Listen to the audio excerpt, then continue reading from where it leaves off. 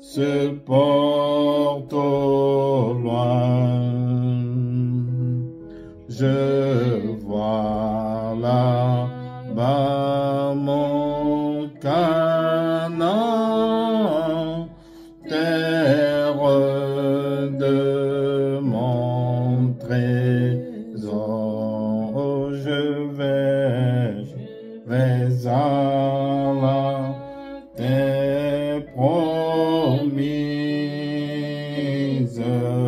Je vais à la terre promise. Celui qui veut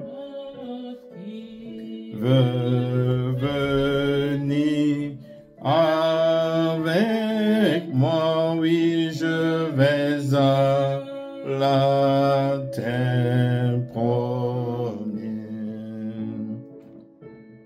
Dans cette plaine illuminée du soleil éternel, ô Dieu le Fils régnant jamais et dissipe la nuit. Oh, je vais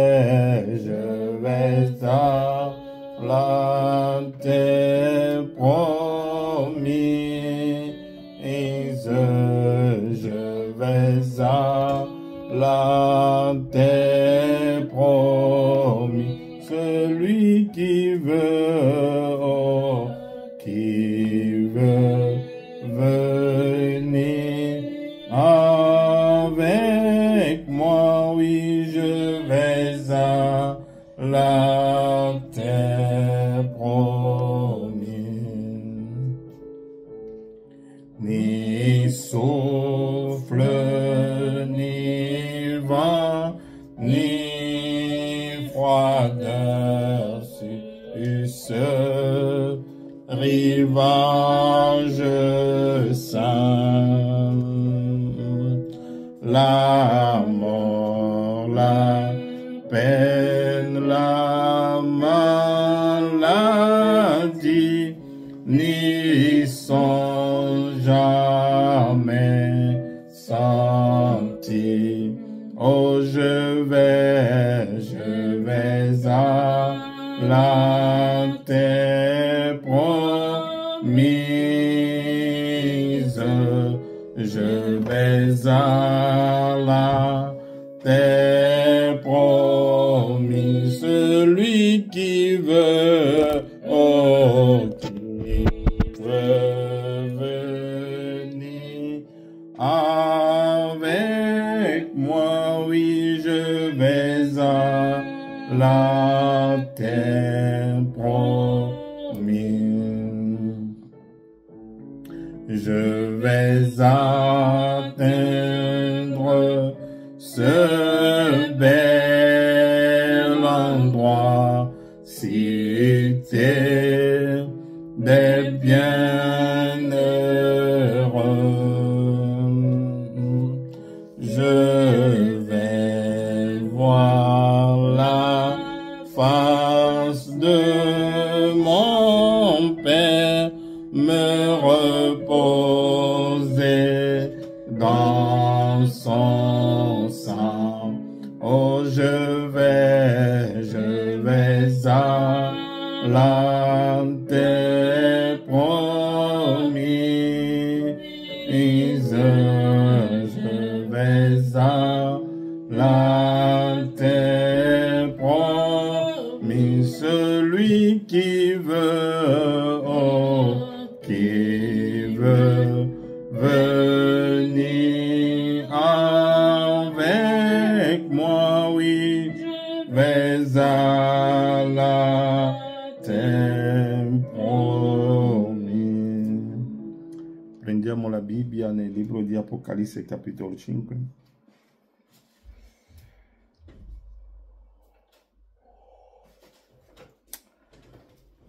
Dal primo versetto vidi nella destra di colui che sedeva sul trono un libro scritto di dentro e di fuori, sigillato con 7 sigilli. E vidi un altro angelo potente che gridava a gran voce: chi è degno di aprire il libro e di sciogliere i sigilli? Ma nessuno né in cielo né sulla terra né sotto la terra poteva aprire il libro né guardarlo. Io piangevo molto perché non si era trovato nessuno che fosse degno di aprire il libro e di guardarlo. Ma uno degli anziani mi disse: non piangere, ecco il leone della tribù di Giuda, la radice di Davide, ha vinto per aprire il libro e i suoi 7 sigilli.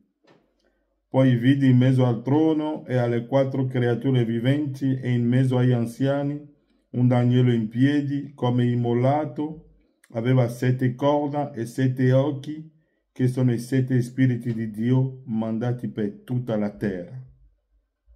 Egli venne e prese il libro della destra di colui che sedeva sul trono. Quando ebbe preso il libro, le 4 creature viventi e 24 anziani si prostrarono davanti all'agnello, ciascuno con una scetra e delle coppe d'oro piene di profumi, che sono le preghiere dei santi. Essi cantavano un cantico nuovo dicendo: tu sei degno di prendere il libro e di aprire i sigilli, perché sei stato immolato e acquistato a Dio con tuo sangue gente di ogni tribù, lingua, popolo e nazione, e ne è fatto per nostro Dio un regno dei sacerdoti, e regneranno sulla terra. Amen. Dunque stiamo parlando sempre del libro di Apocalisse e abbiamo detto che Apocalisse è un libro di simbolo, e come ce l'ha insegnato il profeta, prima di capire Apocalisse, quei simboli, noi dobbiamo leggere i profeti e per vedere che cosa significano realmente quei simboli, e quando avremo capito che cosa sono i simboli, allora noi possiamo interpretarli.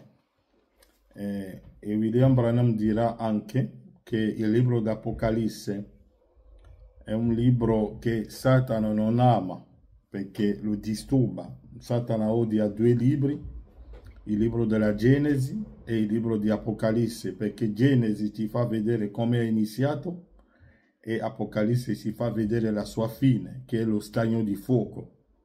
E noi tutti sappiamo che lo stagno di fuoco è la seconda morte, cioè la disparizione, l'annichilimento completo di Satana, che non verrà mai più nella mente, perché siamo chiamati a avere nuovi cieli, dunque nuove dimensioni, una nuova atmosfera, un nuovo inizio, un nuovo principio, una nuova genesi, un nuovo popolo, una nuova economia, un altro modo di predicare la parola.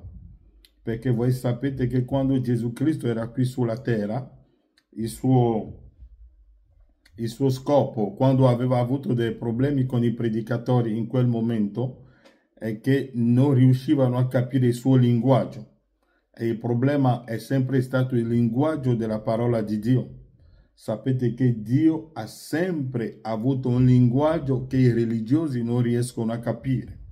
Perché se voi prendete nel libro di Giovanni, voi vedete che la Bibbia ha detto che lì fu mandato dai suoi, ma i suoi non l'hanno ricevuto, perché non sono riusciti a capire il linguaggio di Gesù Cristo.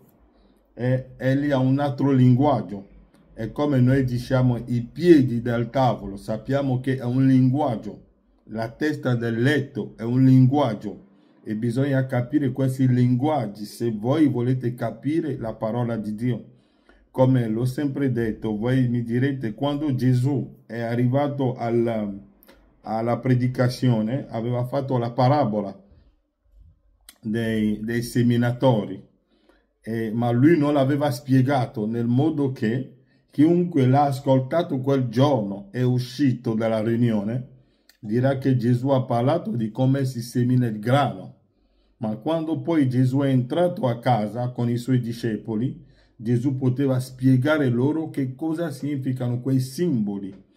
E se voi non riuscite a vedere i simboli che sono nascosti nella parola di Dio, voi rimarrete sempre nel piano, così non vedrete, sarete sempre a vivere in un miraggio. E noi sappiamo che cos'è un miraggio. Un miraggio è che voi vedete sulla strada l'acqua, ma in realtà non c'è acqua. Man mano che vi avvicinate, vedete che si allontana sempre di più. Ed è lì che il popolo di Dio è arrivato oggi. Vivono in un miraggio, aspettando un rapimento, aspettando un millennio, aspettando tutto quello che possono aspettare, aspettando un'eternità. Ma William Branham ci ha fatto capire che l'eternità non è un luogo geografico, ma l'eternità è la persona di Cristo in voi. E allo stesso modo in cui l'eternità è una persona, anche l'inferno è una persona, perché l'inferno è la persona di Satana. Voi vi renderete conto che William Branham, quando ha visto l'inferno, l'ha visto in un supermercato. Ha visto l'inferno in un supermercato, e William Branham dirà: se l'inferno è sulla terra, allora dove è Dio? Anche Dio è nel suo popolo. Dunque è una battaglia, l'ultima battaglia. Cristo e Satana l'hanno affrontato nel quarto sigillo, che cioè l'aquila contro il cavallo pallido.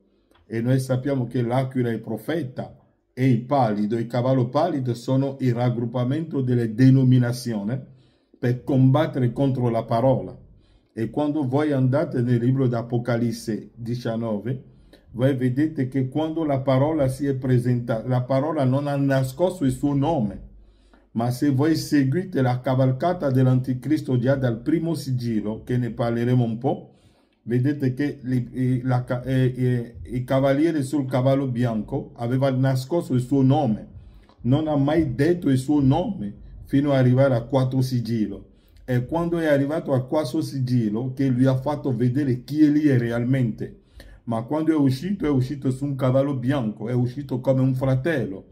È venuto in chiesa, ha abbracciato tutti, si è seduto con noi sulle sedie di chiesa, ha cantato con noi gli inni.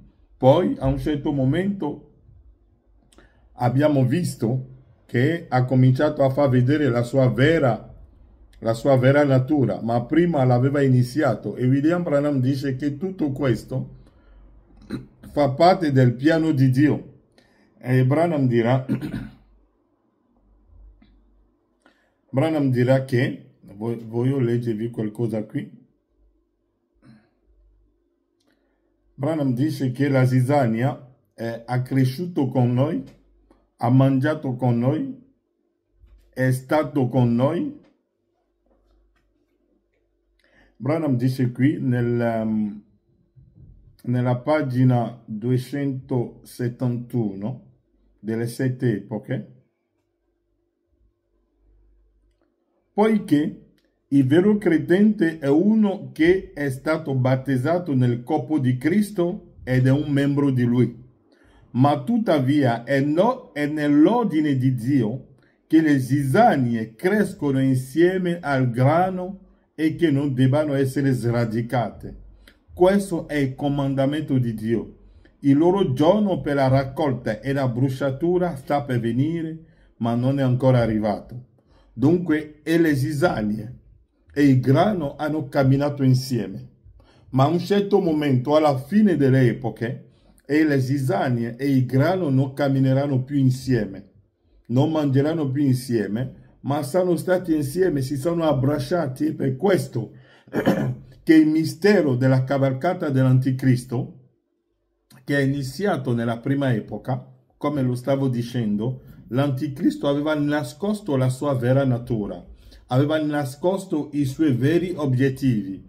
È venuto nella chiesa, era seduto come un fratello, ha mangiato con noi, l'abbiamo chiamato fratello, ha cantato con noi, ha fatto la comunione con noi come Giuda ha fatto la comunione con noi, perché Giuda ha mangiato, teneva la borsa, faceva tutte le riunioni di guarigione, cantava. Ma quando si è arrivato alla vera natura, quando la parola fu predicata, perché come l'ho sempre detto, quando sono alla camera lì è che Gesù ha preso il pane, ha preso il vino, lo stesso pane che Gesù ha dato a Pietro è lo stesso pane che ha dato a Giuda. Lo stesso vino che Gesù ha dato a Pietro è lo stesso vino che Gesù ha dato a Giuda. Non è che ha cambiato la natura del vino, non è che ha cambiato la natura del pane. È la stessa cosa. Ma notate che prima di arrivare alla comunione, alla Santa Cena quel giorno, Giuda aveva cantato con loro. Anche Giuda ha messo il suo vestito per terra per Gesù. Quando Gesù era salito sull'asino e che entrava a Gerusalemme e che tutti cantavano Osanna, se voi vi ricordate, quando l'asino era stato legato lì, Gesù aveva mandato i suoi discepoli per andare a slegare l'asino. E quando Gesù è salito sull'asino, i suoi discepoli, anche Giuda era lì, ha messo il suo vestito su l'asino. Gesù è salito su quell'asino. E poi hanno iniziato a cantare Osanna, il figlio di Davide. E tutti, Osanna, il figlio di Davide. E hanno messo il loro vestito per terra. Anche Giuda era lì. Anche Giuda acclamava. Anche Giuda cantava con loro. Finché Gesù è entrato a Gerusalemme, che era un momento glorioso. Giuda ha avuto parte a tutto questo. Fino a che ha avuto quel momento, è andato a fare miracoli, ha fatto campagne di guarigione, ha fatto campagne di evangelizzazione, ha preso la piazza, ha fatto tutto quello che doveva fare. Ma quando si è arrivato ora alla parola e alla stimolazione della rivelazione, è lì che Giuda fa vedere la sua vera natura. Perché la Bibbia dice che quando Gesù gli ha dato il pane, quando Gesù ha preso il pane e l'ha messo nel vino e l'ha dato a Giuda, la Bibbia dice che Satana entrò in lui. Non è che Satana è entrato in lui, ma è già la sua natura. E perché più tardi Gesù dirà: Padre, io non ho perso di nessuno di tutti quelli là che tu mi hai dato, se non il figlio della perdizione. Ma notate che Giuda non è diventato figlio della perdizione, ma è nato già figlio della perdizione. Perché se voi leggete il libro dei Romani, voi vedete, lo possiamo leggere, che Paolo ha stabilito qualcosa lì, quando parlava, mi sembra nel libro di Romani capitolo 9, quando egli parlava di Esau e di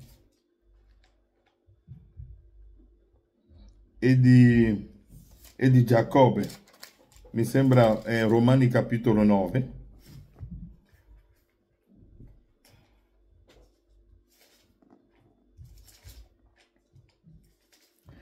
Dal versetto 10, Romani 9 dal versetto 10, la Bibbia dice: ma c'è di più.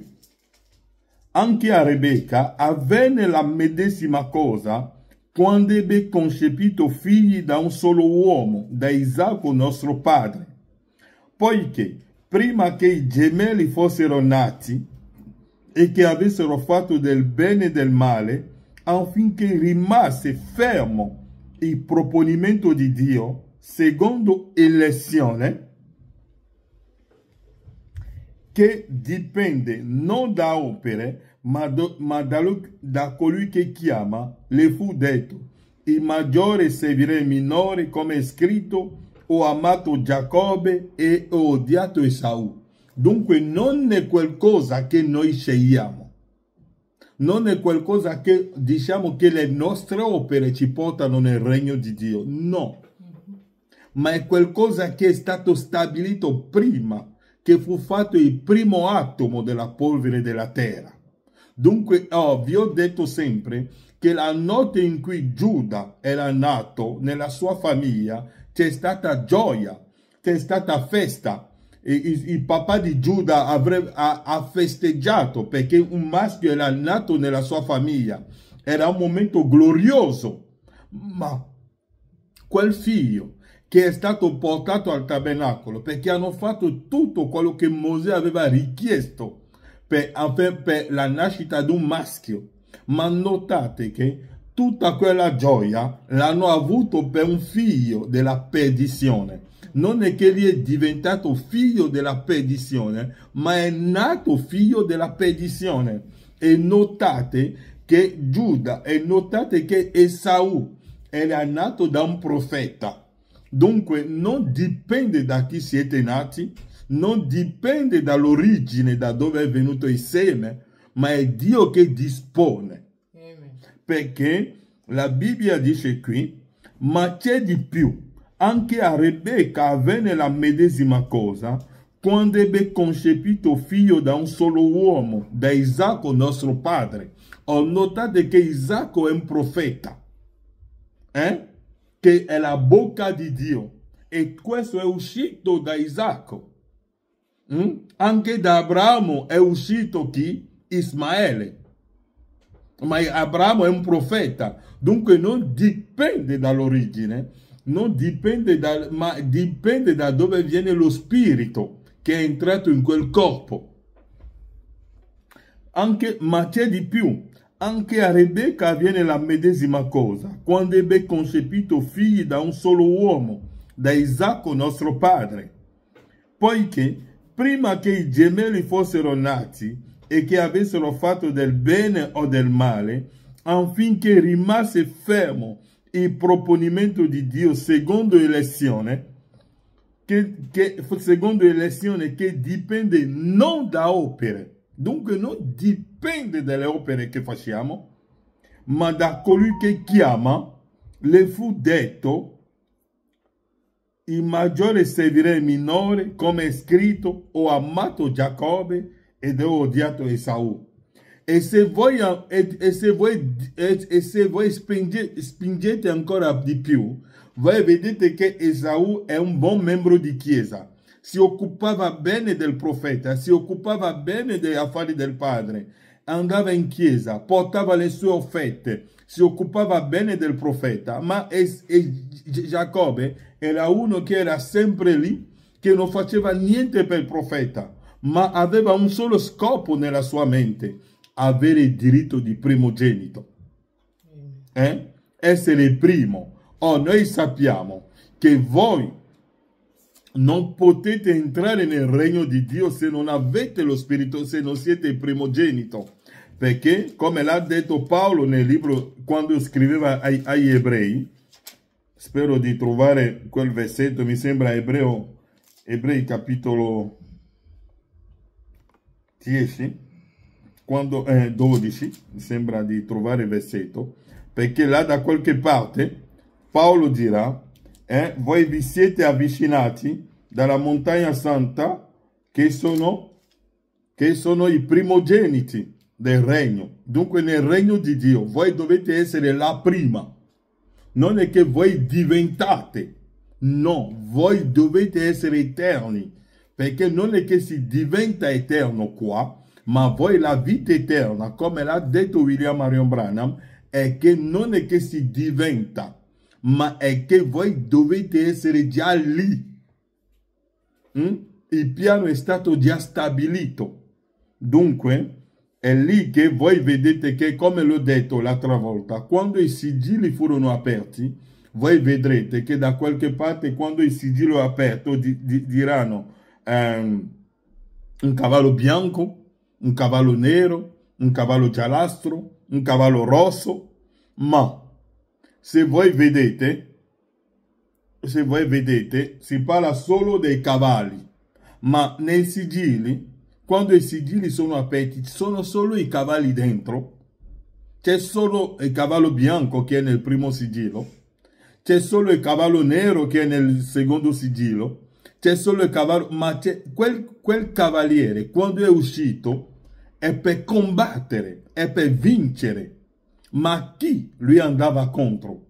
Andava contro gli eletti, perché gli eletti pure sono nei sigilli. E quel cavaliere usciva per andare a combattere gli eletti di Dio, per andare a combattere, e Dio per poter assistere, perché voi vedrete che quando l'anziano aveva fatto la chiamata del parente redentore, che è molto importante, perché quando abbiamo parlato del parente redentore, abbiamo visto che è la legge di Dio che richiedeva un parente redentore. Abbiamo visto che la legge di Dio voleva un parente redentore per la razza umana. E siamo andati nel libro di Levitico e abbiamo visto che Dio l'aveva già stabilito. E E non è quando è che Mosè l'aveva scritto che è stato stabilito, perché la parola di Dio è stato stabilito prima dall'eternità, prima che Adamo cadesse sulla terra. Non è che quando Adamo è caduto Dio ha fatto quella legge, Dio aveva già pensato a tutto, perché ci è stato detto che l'agnello fu immolato prima della fondazione del mondo, nel silenzio del settimo sigillo, prima che ci fu il primo atomo della polvere della terra, Dio aveva già immolato l'agnello, e questo Satana non lo sapeva e non l'ha mai saputo, l'ha scoperto, perché Satana pensava che quando Adamo sarebbe caduto, la cosa che avverrà è che tutto sarebbe perso, ma Dio aveva preparato l'agnello.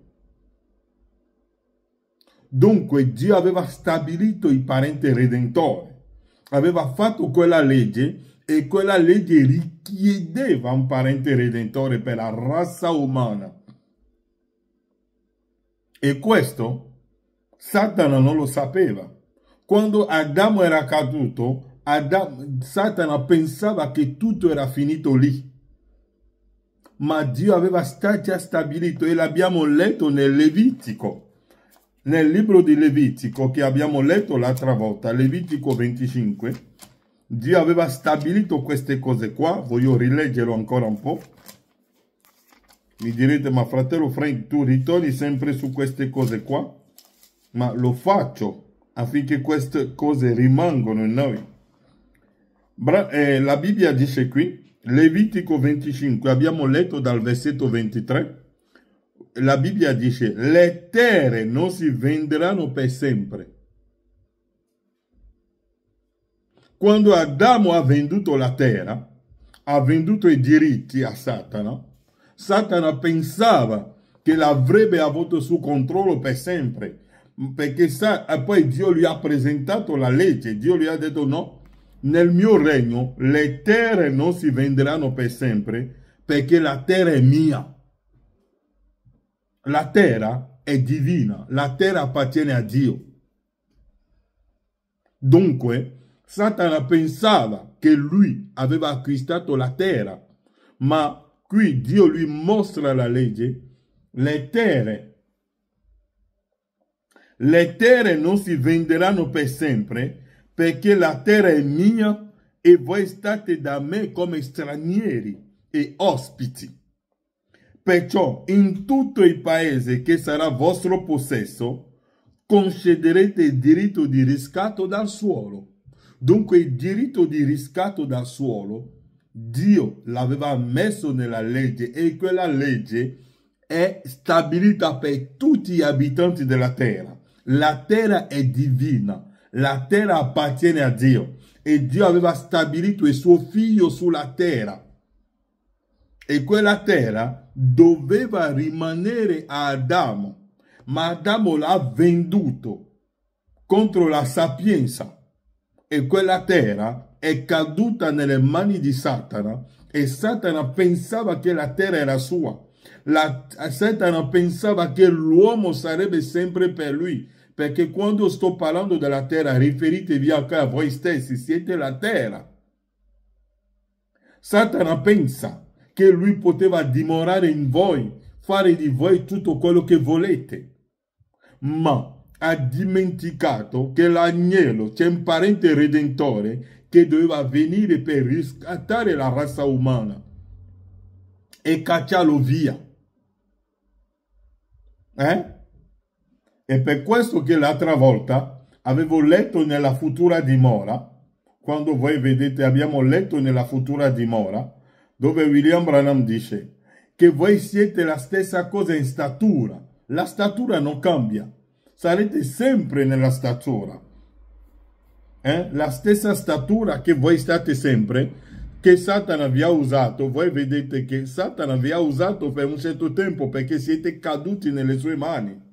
Ma a un certo momento, voi vedete che l'avevo letto nel paragrafo 189 delle 7 epoche, della futura dimora. William Branham dice: tu sei lo stesso uomo in statura. Non è che la terra sarà sempre così. Le case spariranno sicuramente perché, ma la terra Dio l'ha creato per l'uomo e siamo la terra di Dio. Perché lo Spirito Santo abita in noi, siamo la dimora. Quando Isaia dice, voi siete i marciapiedi dell'Eterno, i marciapiedi di Dio, è Dio lo Spirito Santo in noi che cammina in noi e questo tabernacolo cammina sulla terra. Ma noi siamo la terra dello Spirito Santo, siamo la dimora dello Spirito Santo. Ma una volta eravamo nelle mani di Satana, dove William Branham dice tu sei lo stesso uomo in statura che eri. Quando Noè è entrato nell'arca, è uscita dall'arca, la terra è sempre la terra. Solo che le stagioni sono cambiate, il linguaggio cambia. Perché quando voi entrate nell'arca, quando il diluvio passa sopra di voi, quando uscite sulla nuova terra, la nuova natura, il linguaggio cambia. Non potete più, perché voi noterete che quando Noè è uscito dall'arca, la prima cosa è che le stagioni hanno cambiato. Il modo di vestire ha cambiato, perché nella prima terra che cosa c'era? Non c'era l'inverno, non c'era l'autunno, non c'era l'estate, c'era la primavera, c'era un tempo bello. Ma quando sono uscite sulla nuova terra, il modo di vestire è cambiato. Se tu dici non voglio cambiare, sei obbligato, perché non sei più te stesso.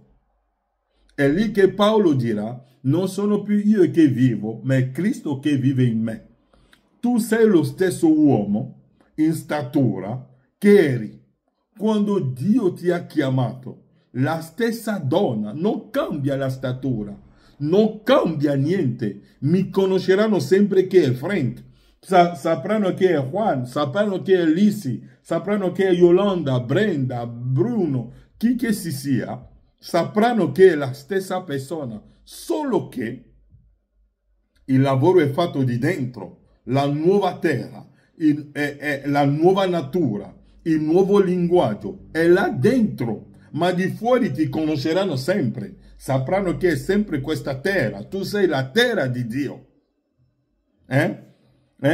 Tu sei lo stesso uomo in statura che eri quando Dio ti ha chiamato, la stessa donna. Ma vedete cosa fece? Fu una rigenerazione. La vecchia vita è passata, la tua vecchia vita è passata, il vecchio desiderio è passato. Quando a voi piaceva bere e dire parolacce, e lamentavi e preoccupavi e andare in giro e essere immorali, quella cosa è morta. Vedete? Ma adesso voi siete usati, allora voi eravate strumenti di Satana, allora voi appartenete a Satana, eravate la terra di Satana. Ma ora non siete più la terra di Satana, ma siete la terra di Dio. Perché il parente redentore si è riacquistato. E notate, toccheremo qualcosa ora quando prenderemo sui parente redentore, andremo a prendere Boaz. Perché quando Boaz aveva preso Ruth, non è per prolungare il suo stesso nome, perché, e poi lo leggeremo sempre nel libro di Levitico, la Bibbia dice, voi vedete che un giorno c'erano dei predicatori che sono venuti a trovare Gesù e hanno detto: Gesù, c'è una legge che Mosè ci aveva lasciato, e ha detto che se un uomo muore avendo una moglie e che non ha lasciato figli, il suo fratello deve prendere la moglie e il figlio che nascerà porterà il nome di quell'uomo che è morto. Dunque, affinché quell'uomo il suo nome non sia cancellato.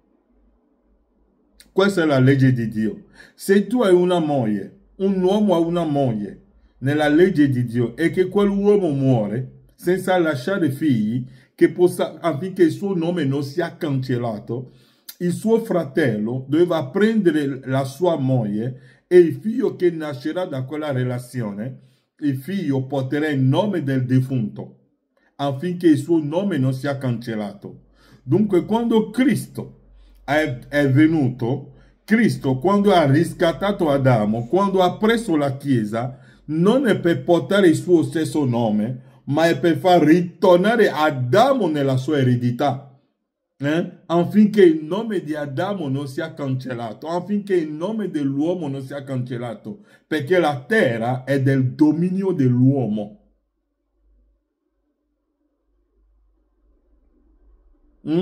Adamo, la razza d'Adamo non sarà mai cancellato,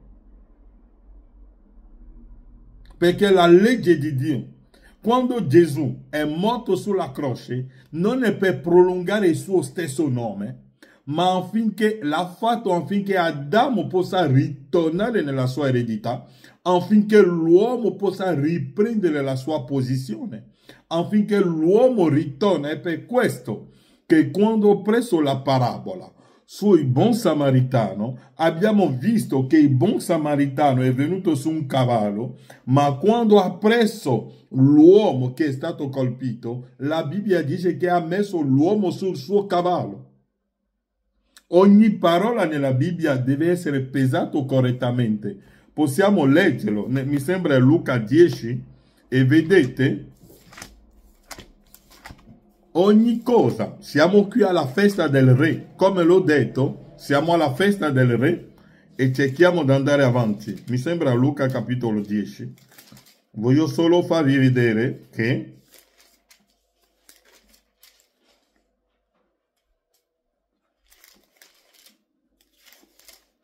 Luca capitolo 10.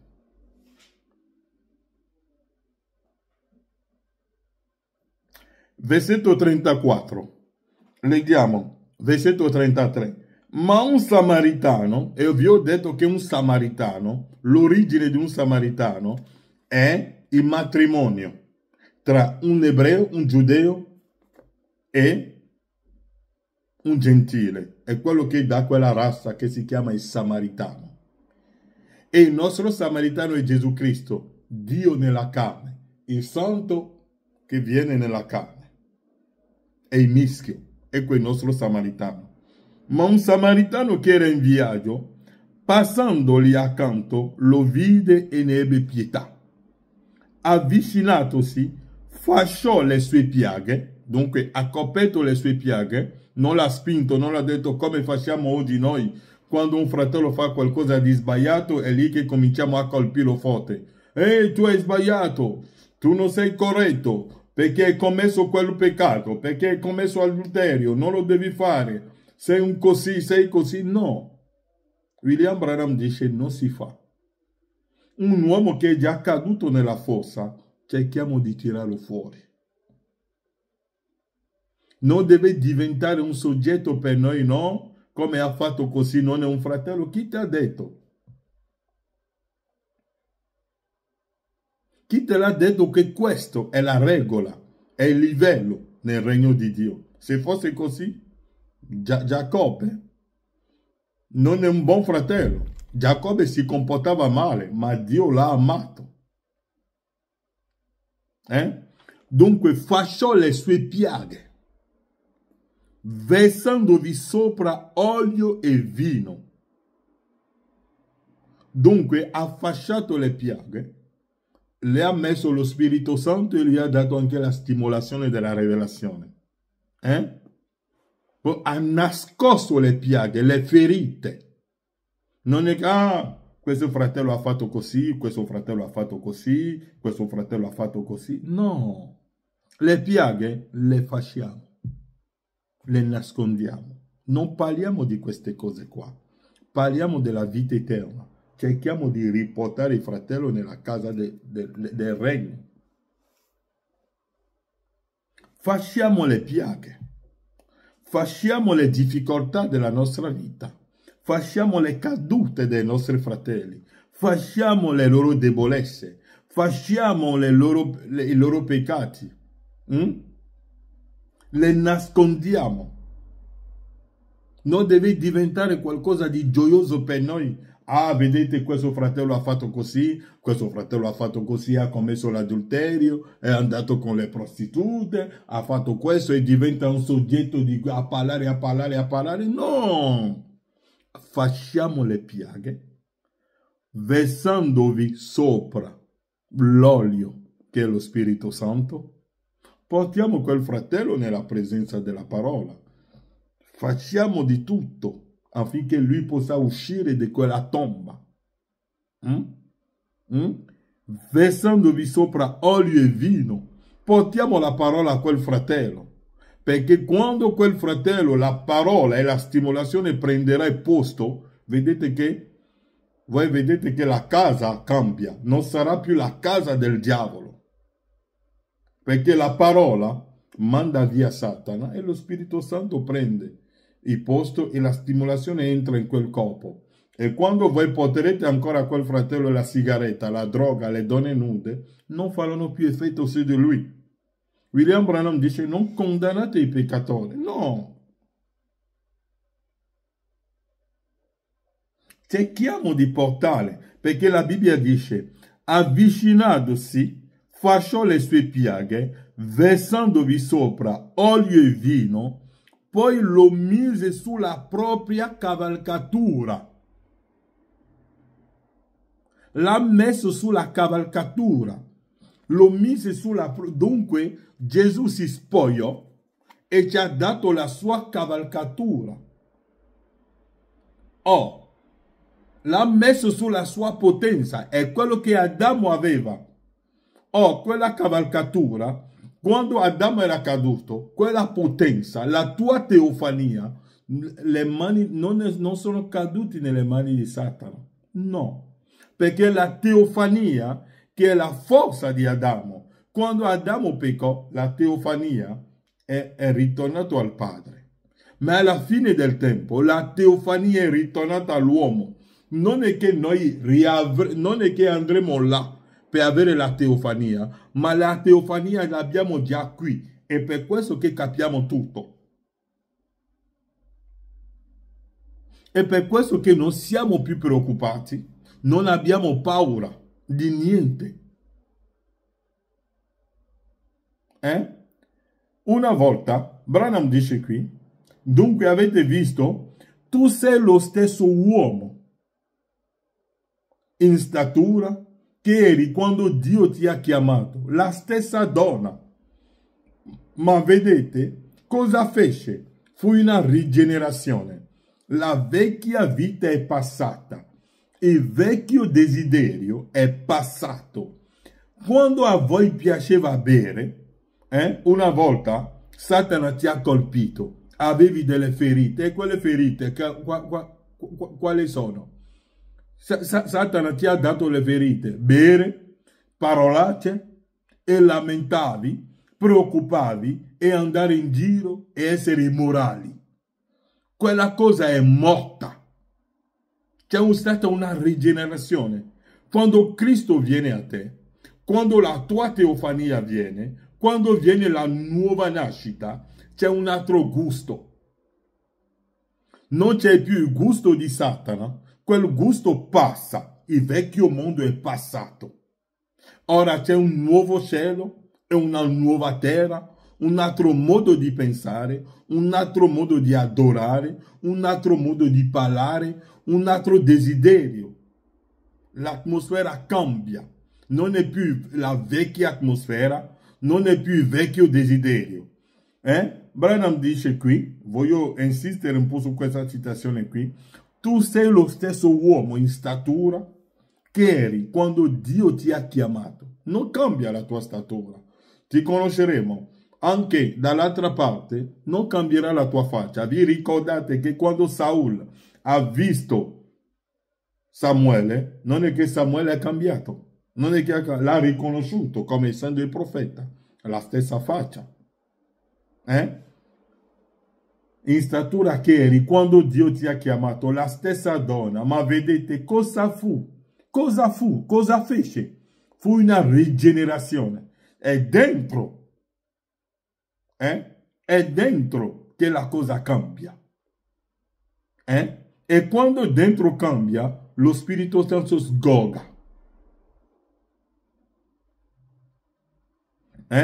La vecchia vita è passata, il vecchio desiderio è passato quando a voi piaceva bere. Dunque sono le ferite di Adamo. Quando Satana ha colpito Adamo, ecco le ferite che lui ha dato. E l'incredulità ha prodotto tutto questo. Bere, parolacce, lamentavi, preoccupavi, andare in giro, essere immorali. Quella cosa è morta quando la vostra teofania avviene.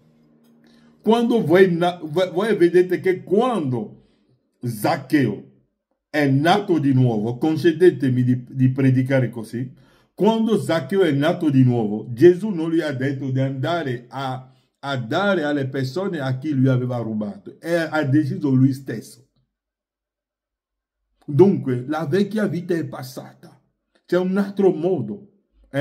La vecchia essere morali, quella cosa è morta, vedete? Ma adesso voi siete usati. Allora voi eravate strumenti di Satana. Adesso siete redenti. Ecco la redenzione. La redenzione perché è quando la vostra teofania entra in voi. E la teofania è la nuova nascita. E per questo che William Branham dirà che tutti non possono nascere di nuovo. È impossibile. Potete agire come se siete nati di nuovo, ma tutti non possono nascere di nuovo. È impossibile. Non esiste. Tutti non possono avere una comprensione chiara del regno di Dio. Perché quando a Nicodemo Gesù gli ha detto tu devi nascere di nuovo, Nicodemo ha immaginato tante cose. La gente aveva pensato che nascere di nuovo significa non bere. Ci sono tante persone che non bevono. Caiafa e tutte quelle persone avevano una vita bene, ma non hanno mai conosciuto la nuova nascita. La nuova nascita è quando l'etichetta cinese incontra l'altra etichetta cinese. Branham dice qui, voglio rileggere questa citazione bene. Tu sei lo stesso uomo in statura che eri quando Dio ti ha chiamato, la stessa donna, ma vedete cosa fece? Fu una rigenerazione. La vecchia vita è passata, il vecchio desiderio è passato. Quando a voi piaceva bere e dire parolacce e lamentavi e preoccupavi e andare in giro e essere immorali, quella cosa è morta. Il giorno in cui Rahab ha incontrato i messaggeri di Giosuè, la vita di prostituzione è morta. Vedete, ma adesso voi siete puntini. Allora, dunque, prima, voi eravate strumenti di Satana, ma adesso siete redenti. E questo è ciò che sarà il mondo, redento allo stesso modo, nuovi cieli e nuova terra, come voi. Tu sei una creatura nuova. Non è che diventerai una creatura nuova, sei già una nuova creatura. E la parola greca, là, lo sanno tutti, ha detto, tu sei una nuova creazione. Una nuova creazione nella vecchia terra. Lo sanno tutti, una nuova creazione nello stesso vecchio tempio.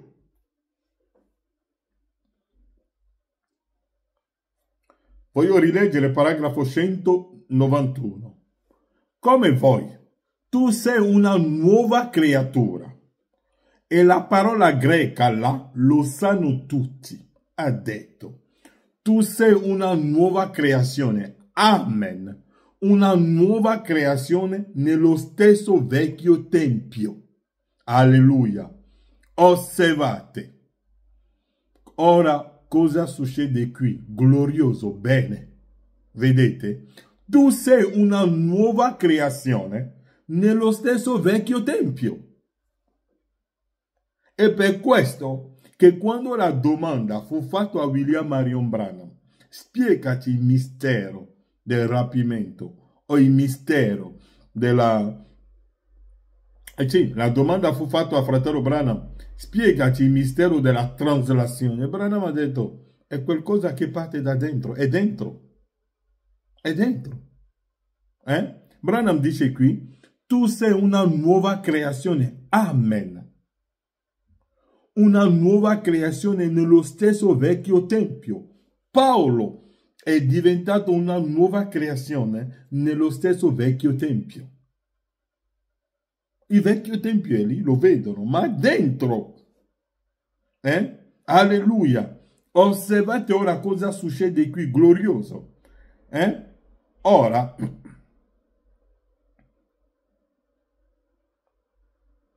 Ora, e inoltre in Matteo 5, versetto 5, Gesù dice, i mansueti erediteranno la terra. Non si avrà un'altra terra. No, non si avrà una terra. Sarà proprio la stessa terra. Sto cercando di farvi capire il piano di redenzione prima. Se non riesco a spiegare nient'altro, vedete, il battesimo di fuoco su essa è solo purificarla e renderla un posto adatto a farvi vivere i suoi mansueti, capite?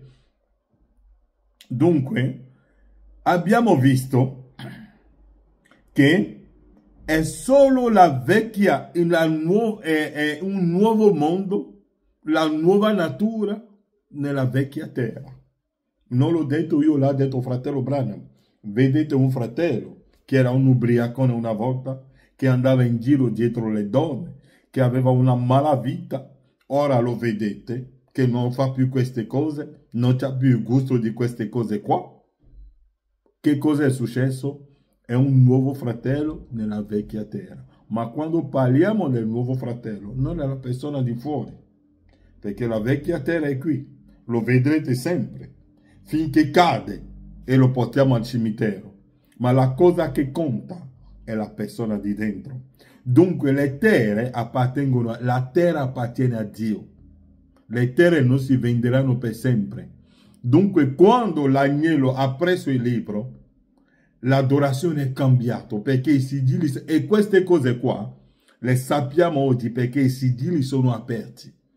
Tante cose Pietro, Paolo e Giovanni non le sapevano e loro ce l'hanno detto loro stessi, perché loro l'hanno detto, che noi conosciamo in parte. Paolo dirà io vedo come in uno specchio, ma quando il perfetto verrà. E Paolo dirà anche noi non possiamo arrivare alla perfezione senza di loro. E William Branham dirà che oggi la perfezione è arrivata. William Branham dirà nell'opuscolo chi è Melchisedec, non è che noi avremo la nostra teofania, ma la teofania l'avremo già qui, l'abbiamo già ora. È per questo che conosciamo il piano della redenzione. È per questo che non ho paura di dire, perché lo dicevo l'altra volta, che quando i fratelli dicono, vedete la Russia ha mandato le bombe, ha mandato come l'affare là in Cuba per puntare sull'America, il re del nord che si sta alzando,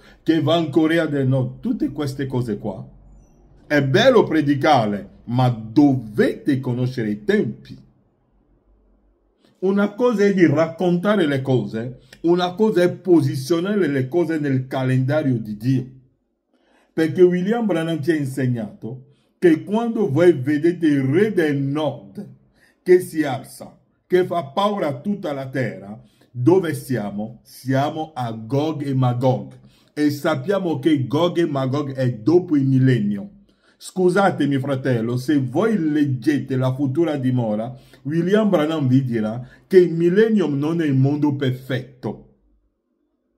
Ma oggi ci presentano nelle chiese un millennio come nei libri di testimoni di Geova, dove la gente si siede con il leone, così, con i frutti. No, fratelli, non esiste. Il millennio non è un mondo perfetto. Perché William Branham dirà che noi camminiamo sulla scena degli empi entrando nel millennio. Oh, noi sappiamo che cos'è la cenere. Non è la cenere fisica, queste cose qua le abbiamo studiate. E Branham dirà, il problema dei predicatori oggi è che vivono delle emozioni, l'entusiasmo di dire le cose senza sedersi per stabilire i tempi e le stagioni. Perché se Caiafa e la sua gente erano seduti, avrebbero capito che questo uomo, se sta facendo queste cose qua, dove siamo? Perché i discepoli di Gesù, che cosa hanno detto? Ma se tu sei Cristo, ma come mai scrivi dicono che prima che il Messia viene, Elia deve venire prima? E Gesù ha detto, allora Elia è venuto, non l'avete conosciuto, non l'avete riconosciuto. E la Bibbia dice che hanno capito che stava parlando di Giovanni Battista. Dunque c'è un piano nella parola di Dio. E se voi non seguite quel piano, voi non vedrete Dio. Se voi non seguite il piano, voi non vedrete Dio. Mi dispiace. Dovete conoscere il tempo di Dio. Predicatore, che ora è? Che tempo è? Dove siamo? Dove siamo seduti? In che stagione siamo? Il re del nord. William Branham dice, quando voi vedete la Russia che si alza, quando vedete l'America che è diventato un fantasma, è un paese, vedete il presidente dell'America, è l'immagine dell'America, Biden è l'immagine dell'America, ecco l'America, è un paese moribondo, è un paese morto che non fa paura a nessuno, è l'America che c'ha paura oggi, e alzano i muscoli perché è come un bambino che passa davanti a un cimitero e fischia, ma ha paura, perché l'America è caduta, non c'è più niente. William Branham dirà, è solo cenere, l'America è solo cenere, non c'è più niente. Lo potete leggere nell'opuscolo, e lì ha cura di noi, e voi, e lì ha cura di voi. Branham dice che l'America è cenere, non possiamo più ricostruirla. Anche se riportate Abraham Lincoln, anche se riportate indietro Eisenhower e tutti i presidenti di una volta, e lo dico anche ai fratelli, anche se William Branham stesso ritorna oggi, le nostre chiese non cambieranno più, perché ormai Dio ha finito la sua opera. La sposa è sigillata. Potete conoscere tutte le citazioni nella vostra... Gli scribi conoscevano, Branham dice, se prendono un ago e passano nel rotolo, possono dirvi tutte le lettere che sono lì, ma solo che la lettera uscita, ma è lo spirito che vivifica. Quando voi gridate, il re del nord, il re del nord, Putin, il re del nord quando è che si alza? Il re del nord quando è che viene? Dopo il millennio, non prima del millennio, no. Branham ci ha dato il piano della redenzione. Il re del nord è salito e tutti hanno paura della Russia. E dove? Branham dice che l'America non può mai raggiungere la Russia. C'ha più di 15 anni in avanti sul mondo intero la Russia. Ma quando la Russia si alza, dove siamo? Ne pensate qualcosa? Quando parliamo della scena delle nozze dell'agnello, i 3 anni e mezzo sono passati. Vi ho letto nell'opuscolo, terzo sigillo, William Branham dice che cosa si mangia? È la parola. Non è che andiamo a mangiare, dimenticate i film, prendete il profeta, studiate queste cose. Quando l'agnello ha preso il libro, la Bibbia dice che hanno cantato un nuovo cantico. Quando i sigilli sono aperti, è un altro modo di predicare la parola, un altro modo, un altro linguaggio. Dunque, quando nelle vostre chiese cominciate a parlare sempre del re del nord, di re del nord, di re del nord, di re del nord, di re del nord, sapete che il re del nord viene sulla scena quando ormai siamo oltre il millennio e siamo a Gog e Magog e siamo proprio lì a Gog e Magog. E ricordatevi, Branham ha detto, attraverseremo il millennio senza che alcuni non se ne accorgeranno. E abbiamo camminato già sulla scena degli empi. Che Dio vi benedica. Padre Celeste, ti vogliamo ringraziare per la gioia che tu ci dai nella tua parola. Lasciamo i giorni che sono dinanzi a noi nelle tue mani, Padre. Aiutaci a rimanere fedele alla tua voce, al piano che è stato stabilito prima che ci fosse stato il primo atomo della terra, Padre. Aiutaci, benedici i miei fratelli, nel nome di Gesù Cristo. Amen.